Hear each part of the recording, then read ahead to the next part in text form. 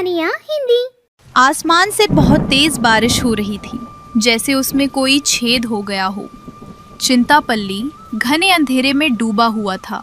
अरंडी के तेल के दिए की रोशनी में गंगा रेड्डी अपने बरामदे में बैठकर बारिश की बूंदों को देख रहे थे। अंदर के कमरे में लिंगम्मा और धुएं से परेशान हो रही थी। लिंगम्मा, इस बारिश को देखकर लगता है कि इंद्रदेव हमारे तालाब के बांध पर गुस्सा निकाल रहे हैं। अगर ऐसी ही बारिश होती रही तो हमारे खेत की मेढ़ें बहकर पड़ोसी गांव में चली जाएंगी। पहले अपनी सेहत के बारे में सोचिए। हवा में सूखे पत्ते की तरह कांप रहे हैं। अंदर आइए। इस आधी रात को आसमान की तरफ देखकर दर्शन झाड़ने से बारिश कम नहीं होगी।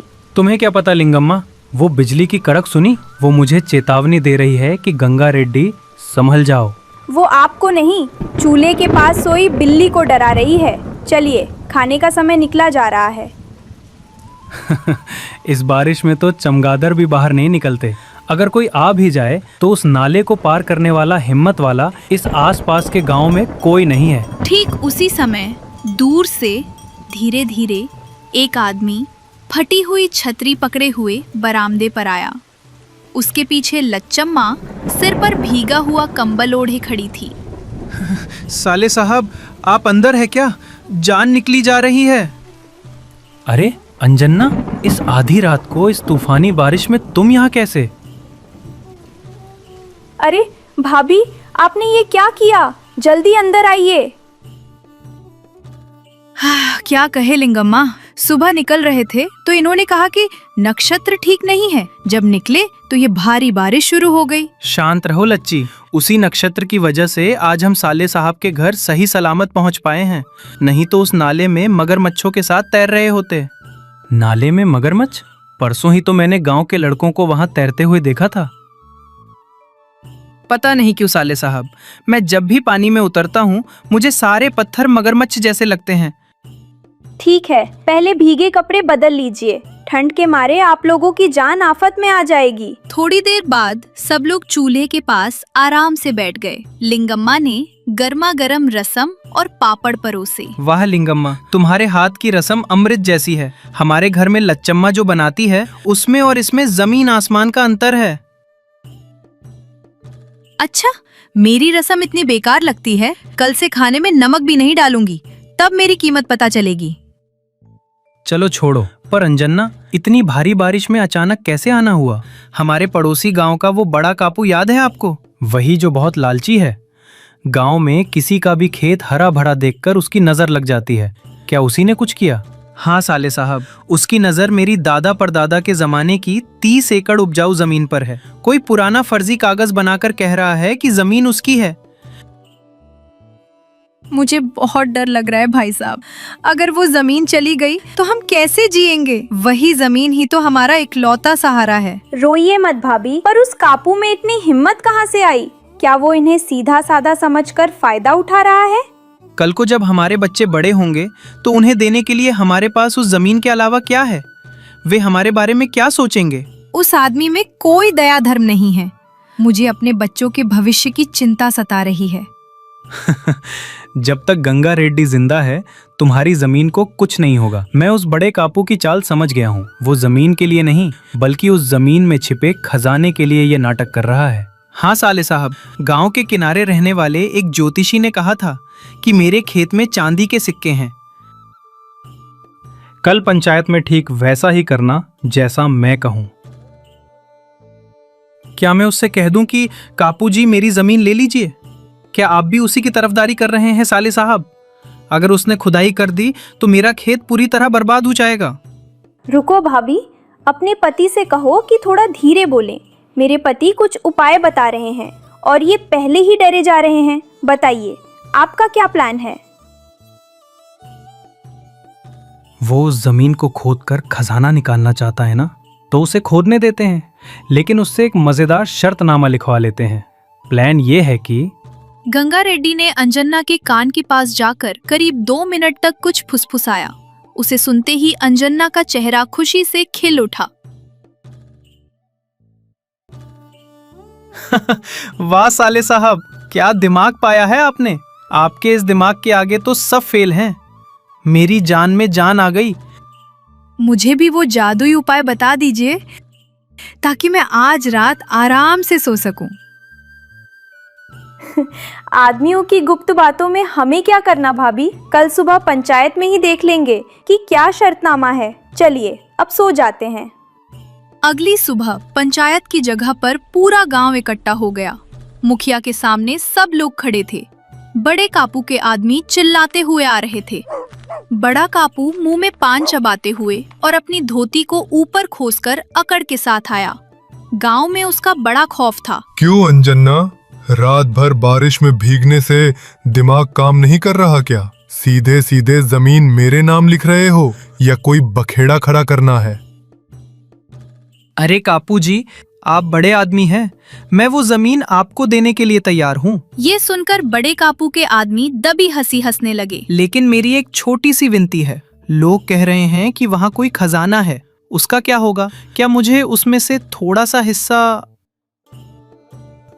वो तो मेरी किस्मत है। मेरी जमीन से जो मिलेगा वो मेरा होगा। उस खजाने में से आधा मेरा और आधा मेरे कुल देवता का। ऐसा नहीं हो सकता कापू जी। आप भगवान को दें या ना दें, कानून के मुताबिक खजाना मिलने पर सबसे पहले राजा को हिस्सा देना होगा। क्या राजा को? तुम बीच में बोलने वाले कौन होते हो? क्या तुम अंजन्ना के रिश्तेदार हो? हाँ कापू जी, हमारे पास दादा परदादा के जमाने के असली कागजात हैं जो साबित कर सकते हैं कि ये जमीन अंजन्ना की है। फिर भी आप मांग रहे हैं तो हम जमीन देने को तैयार हैं, लेकिन एक छोटी सी शर्त है। मुखिया जी, आपको ये शर्त सुननी होगी। बताओ गंगा रेड्डी, क्या शर्त है? कापू जी उस जमीन में खुदाई कर सकते हैं।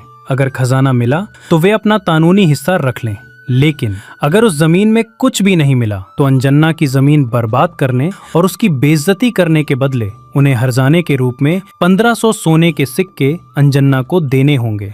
अगर वे इस कागज पर दस्तखत करते हैं तो अभी खुदाई शुरू कर सकते हैं। पंचायत में खड़े लोगों के बीच अचानक कानाफूसी शुरू हो गई। बड़े कापू ने थोड़ा सोचा। उसे पूरा भरोसा था कि जमीन में खजाना जरूर है। लालच के कारण उसने सोचा कि खजाना तो मिल ही जाएगा, तो ये हर्जाना कौन देने वाला है? ठीक है, वो खजाना वैसे भी मेरा ही है। मुझे तुम्हारी शर्त मंजूर है। लिखो कागज। मुखिया ने तुरंत शर्तनामा तैयार करवाया और बड़े कापू ने घमंड से उस पर दस्तखत कर दिए। अंजन्ना का चेहरा खुशी से चमक उठा, लेकिन लच्चम्मा अभी भी थोड़ी घबराई हुई थी। 1 महीने बाद गांव की पंचायत की जगह पर फिर से भारी भीड़ जुटी थी, जबकि बड़ा कापू सिर झुकाए और मुंह लटकाए बैठा था। उसने अपने आदमियों से उस 3 एकड़ जमीन को पाताल तक खुदवा डाला था, लेकिन आखिर में कुछ पुराने मूसल और 2 फूटे बर्तनों के अलावा कुछ नहीं मिला। कापू जी, शर्त के मुताबिक खुदाई में कुछ भी नहीं मिला है। आपने अंजन्ना के खेत को नुकसान पहुंचाया है, इसलिए आपको 1500 सोने के सिक्के अंजन्ना को देने ही होंगे। ये बड़ा कापू कितना बड़ा मूर्ख निकला। दूसरों की जमीन हड़पने चला था। उसकी पत्नी का हाल तो और बुरा है। जो कल तक रेशमी साड़ियां पहनकर इतराती थी, अब 1500 सिक्के चले जाने पर फटी साड़ी पहनकर चूल्हा फूंक रही है। गांव में किसी को मुंह दिखाने लायक नहीं बची। लोगों के इस मजाक से बड़ा कापू शर्म के मारे पानी पानी हो गया। कांपते हाथों से उसने 1500 सिक्कों की पोटली गुस्से में अंजन्ना के सामने पटकी और सिर झुकाकर तेजी से चला गया। अंजन्ना सीधे गंगा रेड्डी के घर पहुंचा। साले साहब, लिंगम्मा जल्दी बाहर आओ, उसे अच्छी सीख मिल गई। हमारा प्लान कामयाब रहा, मेरी जमीन भी बच गई और ऊपर से पैसे भी मिल गए। भाई साहब, आपका ये एहसान हम कभी नहीं भूलेंगे। उसकी खुदाई की वजह से हमारे खेत की मेढ़ें और मजबूत हो गई हैं। देखा भाभी, मैं तो ऐसे ही कहती थी, पर इनके दिमाग में सचमुच बहुत तेज तरकीबें चलती हैं। तभी तो उन्होंने उस बड़े कापू को इतनी आसानी से चूना लगा दिया। वो अपने लालच की वजह से ही हमारे जाल में फंसा। गुस्सा और जल्दबाजी हमेशा इंसान को डुबोती है, लेकिन सही सोच हर मुश्किल को फायदे में बदल देती है। सबने हंसते हुए एक दूसरे को मिठाई खिलाई। लच्चम्मा और अंजन्ना के चेहरे पर सुकून देखकर गंगा रेड्डी मन ही मन बहुत खुश हुए। सुबह के 7 बजे हैं। जग्गैया कंधे पर हल रखकर खेत की ओर जा रहा है। गंगव्वा का अपने पति से हर दिन झगड़ा होता था। तभी गंगव्वा उसका रास्ता रोककर खड़ी हो जाती है। गंगव्वा कमर पर हाथ रखकर और आंखें बड़ी करके इतनी गुस्सा होकर जग्गैया को बोल, कहाँ चले सरकार? खेत पर या फिर उस चौपाल पर बैठकर फालतू की गप्पे लड़ाने? कल रात मैंने जो पूछा था उसके बारे में क्या सोचा? खेत पर ही जा रहा हूँ गंगव्वा। अगर आज पानी नहीं दिया तो फसल सूख जाएगी। रात को तुमने जो पूछा था मैं उसी के बारे में सोच रहा हूँ, लेकिन हाथ में तो एक फूटी कौड़ी भी नहीं है ना। फूटी कौड़ी नहीं है तो क्या मेरी इज्जत मिट्टी में मिल जानी चाहिए? अगले हफ्ते गांव में गंगम्मा का मेला है। पड़ोस वाली पुल्लम्मा ने नई रेशमी साड़ी खरीदी है। उस सामने वाली शांतम्मा ने सोने की चेन बनवाई है, और मैं क्या वही पुरानी फटी साड़ी पहनकर मेले में खड़ी रहूं? ऐसा क्यों सोचती हो गंगव्वा? हमें अपनी हैसियत के हिसाब से रहना चाहिए। उनके पास संपत्ति है इसलिए वे खरीद लेते हैं। हम मेहनत नहीं करेंगे तो हमारा पेट नहीं भरेगा। ये फसल हाथ में आते ही मैं तुम्हें एक अच्छी साड़ी खरीद दूंगा। तब तक उस बक्से में रखी रेशमी साड़ी पहन लो ना। उस रेशमी साड़ी को खरीदे 10 साल हो गए। उसका रंग उड़ चुका है। गांव की सारी औरतें नए नए रंगों में घूम रही होंगी, और मैं पुरानी साड़ी पहनूंगी तो लोग हंसेंगे नहीं। आपता क्या पुरुष हैं, एक धोती पहन ली तो काफी है। मुझे इस मेले तक नई साड़ी चाहिए ही चाहिए, और घर में खाना भी नहीं बनाऊंगी। खाना नहीं बनाओगी तो कैसे चलेगा? भूख तो लगेगी ना। ठीक है, कुछ करता हूँ। खेत में सब्जियां हैं, उन्हें तोड़कर बाजार में बेच दूंगा। उससे जो पैसे मिलेंगे उनसे साड़ी न सही, कम से कम ब्लाउज का कपड़ा तो ले आऊंगा। ब्लाउज का कपड़ा? क्या आपका दिमाग ठिकाने हैं? मैं साड़ी मांग रही हूँ और आप मुझे उसका एक टुकड़ा देंगे। अगर आप शाम तक 10 रुपए लेकर नहीं आए, मैं अपने मायके चली जाऊंगी। जग्गैया मन ही मन, मायके चली जाओगी तो मेरे लिए त्योहार ही हो जाएगा। अरे ऐसा मत कहो गंगव्वा, तुम्हारे बिना ये घर सूना हो जाएगा। ठीक है, मैं कोशिश करता हूँ, लेकिन तुम्हें भी एक काम करना होगा। वो क्या है? फिर कोई बहाना बना रहे हैं? बहाना नहीं है। हमारे आंगन में वो सहजन का पेड़ है ना, आजकल उसमें गुच्छों में फलियां आ रही हैं। उन्हें तोड़कर बेचें तो अच्छी कीमत मिलेगी, लेकिन बंदर आकर उन्हें बर्बाद कर रहे हैं। तुम आज उस पेड़ के नीचे बैठकर रखवाली करो, देखो कि एक भी फली नीचे न गिरे। उन फलियों को बेचने से तुम्हारी साड़ी के आधे पैसे आ जाएंगे। सहजन? सच है, मैंने कल बाजार में सुना था कि सहजन की अच्छी मांग है।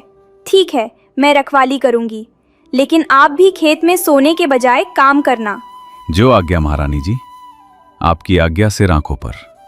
जग्गैया मन ही मन में, चलो, आज के लिए झगड़ा टला। इसे पेड़ के नीचे बैठा दूंगा तो गांव के झगड़े कम हो जाएंगे। गंगव्वा एक खाट ले जाकर सहजन के पेड़ के नीचे डाल देती है। हाथ में एक बड़ा डंडा लेकर बैठ जाती है। गली से गुजर रही पड़ोस की पुल्लम्मा गंगव्वा को देखकर रुक जाती है। क्या बात है गंगवा, इस कड़ी धूप में पेड़ के नीचे बैठकर तपस्या कर रही हो क्या? जग्गैया जी घर पर नहीं है? कर्म फूट गए हैं। मेरे पति खेत पर गए हैं और मुझे इस पेड़ की रखवाली पर लगा दिया है। इन फलियों को बेचकर मेरे लिए मेले की साड़ी खरीदेंगे, इसलिए ये मुसीबत झेल रही हूँ। ओहो, साड़ी के लिए? तब तो ठीक है, लेकिन गंगवा, हमारे गांव में बंदर कहाँ हैं? कुछ समय पहले हनुमान मंदिर के पास दिखे थे, लेकिन इस तरफ तो कभी नहीं आए। सच में मुझे भी यही शक हुआ था। वे कुछ हड़बड़ी में कहकर चले गए। बंदर आएंगे कहकर डरा दिया। मुझे तो लगता है कि उन्होंने तुम्हें घर में न रखकर यहाँ बाहर बैठाने की योजना बनाई होगी। पति लोग ऐसे ही होते हैं गंगवा, हमें किसी न किसी काम में उलझाकर खुद आजाद घूमना चाहते हैं। हाँ पुल्लम्मा, तुम ठीक कह रही हो। कोई बंदर नहीं आने वाले। मुझे इस पेड़ से बांधकर वे खुद खेत में आराम से पेड़ के नीचे सो रहे होंगे। ठहरने दो, उन्हें सबक सिखाती हूँ। अभी जाओगी तो झगड़ा होगा, शाम को आने दो, तब पूछना। वैसे ये सहजन की फलियां बहुत अच्छी लग रही हैं। क्या मुझे 4 फलियां दोगी? सांभर में अच्छी लगेंगी। नहीं दूंगी, ये मेरी साड़ी के पैसे हैं। एक भी फली नहीं दूंगी। तुम जाओ पुल्लम्मा, मेरा दिमाग पहले ही खराब है। पुल्लम्मा हंसती हुई चली गई। गंगवा का गुस्सा 7वें आसमान पर पहुंच गया। आने दीजिए उन्हें, आज मैं उन्हें बताती हूँ। दोपहर हो गई, उसे भूख भी लग रही थी और गुस्सा बढ़ता ही जा रहा था। दोपहर के 1 बज चुके हैं। जग्गैया घर नहीं आया। गंगवा भूख और गुस्से से कांपती हुई खेत की ओर चल पड़ी। हाथ में डंडा कसकर पकड़ा हुआ था। जग्गैया खेत की मेड़ पर बैठकर कुछ सोच रहा था। उसने दूर से गंगवा को आते देखा। उसकी आक्रामक चाल देखकर वो माजरा समझ गया। बाप रे, तूफान आ रहा है। पुल्लम्मा ने जरूर इसके कान भरे होंगे। अगर अब मैंने सामान्य रूप से बात की तो मेरा सिर फूट जाएगा। कुछ तो करना पड़ेगा। तुरंत जग्गैया उठा और खेत के कोने में एक पुराने गड्ढे के पास गया। वहां घुटनों के बल बैठकर उस गड्ढे में बड़ी उत्सुकता और भक्ति भाव से देखने का नाटक करने लगा। गंगवा पास पहुंची। अजी सुनिए, यहाँ क्या कर रहे हैं? मुझे वहाँ धूप में बैठाकर आप यहाँ झूठा जाप कर रहे हैं। घर में ना चावल है ना खाना बना है। मैं भूख से मर रही हूँ। जग्गैया गंगवा की तरफ देखे बिना मुंह पर उंगली रखकर, चिल्लाओ मत गंगवा, धीरे बोलो। चिल्लाओगी तो भाग्य भाग जाएगा। क्या भाग्य? यहाँ भूख लग रही है और आपको भाग्य की पड़ी है। उठिए, घर चलते हैं। पगली, इधर आओ। इस गड्ढे में देखो। अभी जब मैं खेत जोत रहा था तो मेरे हल से कोई सख्त चीज टकराई। पत्थर समझकर निकालने की कोशिश की तो देखा कि वो पत्थर नहीं बल्कि पुराने जमाने का तांबे का घड़ा है। गंगवा आंखें बड़ी करके गुस्सा भूलते हुए, तांबे का घड़ा कहाँ है? मुझे तो कुछ दिखाई नहीं दे रहा। ऊपर से मिट्टी ढक दी है। कोई देख लेता तो मुसीबत हो जाती ना।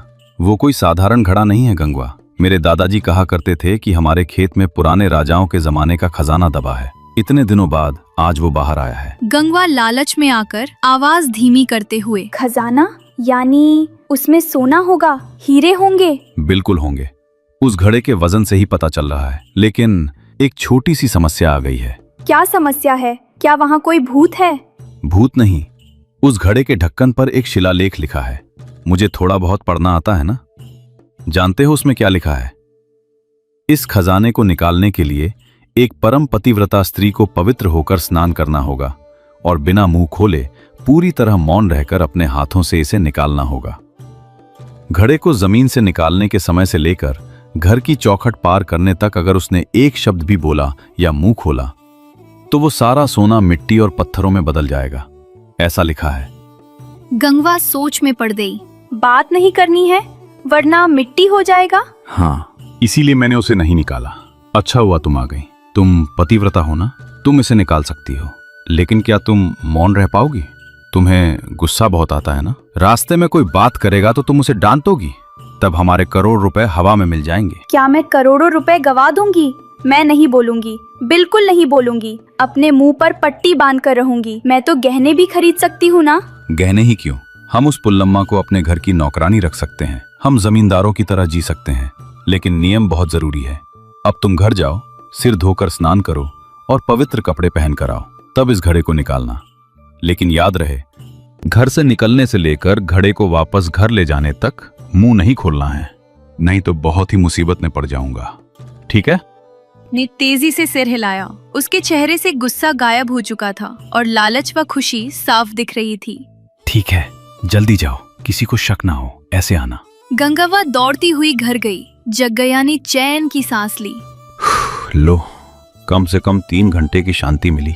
अब असली काम करना होगा। ऐसा सोचकर उसने गड्ढे की मिट्टी हटाई और पास में रखा पानी पीने का एक पुराना मिट्टी का घड़ा ले लिया। उसमें खेत के कंकड़ और मिट्टी के ढेले भर दिए। ऊपर ढक्कन रखकर उसे मिट्टी से सील कर दिया। गंगवा घर जाकर जल्दी से नहाई। उसके पास जो सबसे अच्छी साड़ी थी उसे पहना, हल्दी कुमकुम लगाया और मुंह न खोलने की सावधानी बरतते हुए वापस खेत की ओर चल पड़ी। रास्ते में चौपाल पर बैठे 4 लोगों ने उसे देखा। अरे गंगवा, आज तो बड़ी रौनक है चेहरे पर। कहाँ चली? मेला तो अभी शुरू नहीं हुआ। गंगवा कुछ नहीं बोली। अरे ओ, बहरी हो गई है क्या? आवाज दे रहे हैं तो बोलती क्यों नहीं? क्या जग्गैया जी से फिर झगड़ा हो गया? गंगवा मन ही मन कोसती है, तुम्हारे मुंह में कीड़े पड़े। लेकिन बाहर से उसने मुंह नहीं खोला।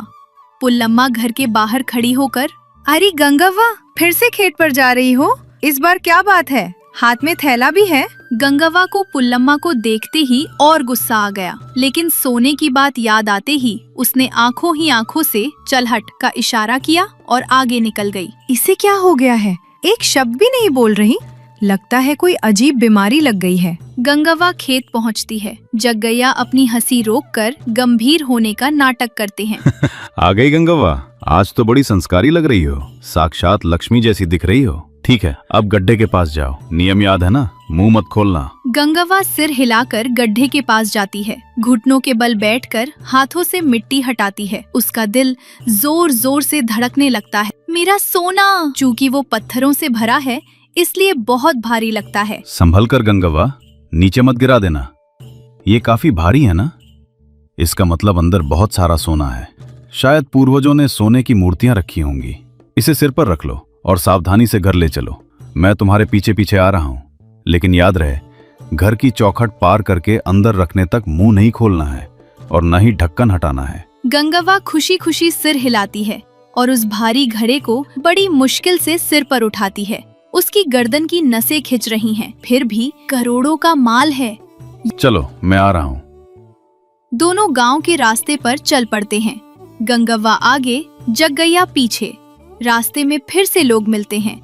गंगव्वा के सिर पर मिट्टी का घड़ा और उसका ये मौन देखकर सब हैरान रह जाते हैं। जग्गैया जी, आपकी पत्नी के सिर पर यह घड़ा कैसा? क्या पीने का पानी है? कुआं तो उस तरफ है ना? ये पीने का पानी नहीं है सुब्बैया, ये एक मन्नत है। गंगम्मा के मेले के लिए इसने मौन व्रत रखा है। इस घड़े में पवित्र मिट्टी है। इसे घर ले जाकर हम पूजा करेंगे। ओहो, गंगव्वा में इतनी भक्ति! मुझे तो लगता था कि ये सिर्फ सबको कोसती ही रहती है। गंगव्वा को अंदर ही अंदर गुस्सा आता है। इस कमबख्त का मुंह जले, इसे ये मिट्टी लग रही है। सोना है ये बात पता चल जाए तो यही ढेर हो जाएगा।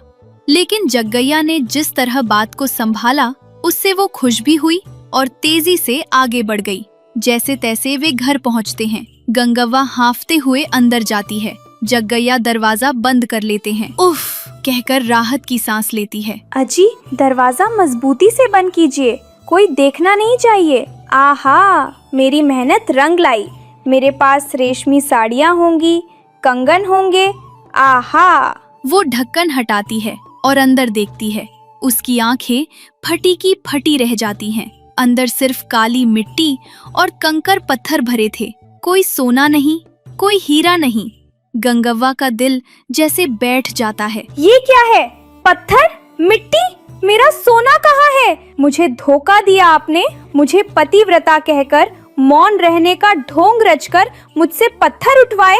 शांत हो जाओ गंगव्वा, शांत हो जाओ। शांत हो जाऊं? आपने पूरे गांव के सामने मुझे पागल बना दिया। मिट्टी को सोना बताकर मुझसे उठवाया।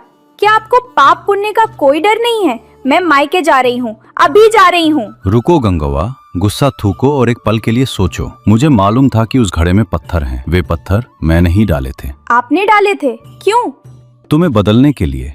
आज सुबह से जो कुछ हुआ उसके बारे में सोचो। मैंने तुम्हें चुप रहने के लिए कहा था। तुम 2 घंटे तक बिना एक शब्द बोले रही। रास्ते में पुल्लम्मा, सुब्बैया और सबने तुम्हें उकसाया, फिर भी तुमने किसी से झगड़ा नहीं किया। तुम्हारे मन में एक उम्मीद थी, इसलिए तुम शांत थी। तो क्या हुआ? आपने मेरी उस उम्मीद पर पानी फेर दिया ना? उम्मीद गई तो गई, लेकिन इन 2 घंटों में मुझे जो मानसिक शांति मिली है, क्या तुम उसका अंदाजा लगा सकती हो? तुमने कोई झगड़ा नहीं किया, तुम चुप रही। तो जानते हो मैंने खेत में कितना काम निपटा लिया? ये देखो। जेब से 10 रुपए का नोट निकाल कर दिखाते हैं। 10 रुपए? कहाँ से आए ये? जब तुम चुपचाप घड़ा लेकर आ रही थी तो मैं तुम्हारे पीछे आ रहा था। रास्ते में मैंने सुब्बैया की दुकान पर हमारी खेत की सब्जियों के ऑर्डर की बात पक्की कर ली। तुम शांत थी, इसलिए मेरा दिमाग ठीक से काम कर पाया।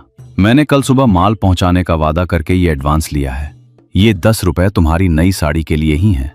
पैसे देखते ही गुस्सा थोड़ा शांत हो जाता है। सच में? साड़ी खरीदेंगे आप? बिल्कुल खरीदूंगा, लेकिन एक शर्त पर। आज जिस तरह तुम शांत और धैर्यवान बनी रही, तुम्हें हमेशा ऐसे ही रहना होगा। उस घड़े के पत्थर भले ही तुम्हें भारी लगे हों, लेकिन उन्होंने मेरे मन का बोझ हल्का कर दिया है। अगर हम ये फालतू के झगड़े और चिल्लाती आवाजें बंद कर दें तो हमारा घर भले ही सोने का ना बने, पर सुकून से भर जाएगा। और सुकून ही असली सोना है गंगव्वा। जब मैं जोर से चिल्लाती हूँ तो आपको इतनी तकलीफ होती है? तकलीफ नहीं, नर्क जैसा लगता है। जानती हो आज चुप रहकर तुम कितनी सुंदर लग रही थी। गांव वाले भी कह रहे थे कि गंगव्वा बदल गई है। बात तो सच है जी, अभी सुब्बैया जी भी मेरी तारीफ कर रहे थे।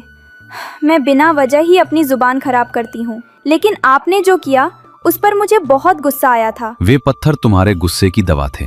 जब तक बदन पर बोझ न पड़े तब तक दिमाग ठिकाने नहीं आता। चलो कोई बात नहीं, ये 10 रुपए लो।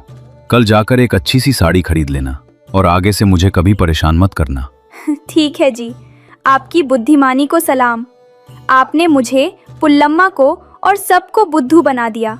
अब से मैं झगड़े कम करूंगी। शुक्र है भगवान का, मेरी पत्नी सीधे रास्ते पर आ गई। गंगवा रसोई में चली जाती है। जग्गैया चौखट पर बैठकर ठंडी हवा का आनंद लेते हैं। किसी भी समस्या को गुस्से से नहीं बल्कि चतुराई और सूझबूझ से सुलझाना चाहिए। फालतू की बातों और झगड़ों को छोड़कर यदि हर कोई अपने काम से काम रखे तो घर हमेशा शांत और खुशहाल रहता है।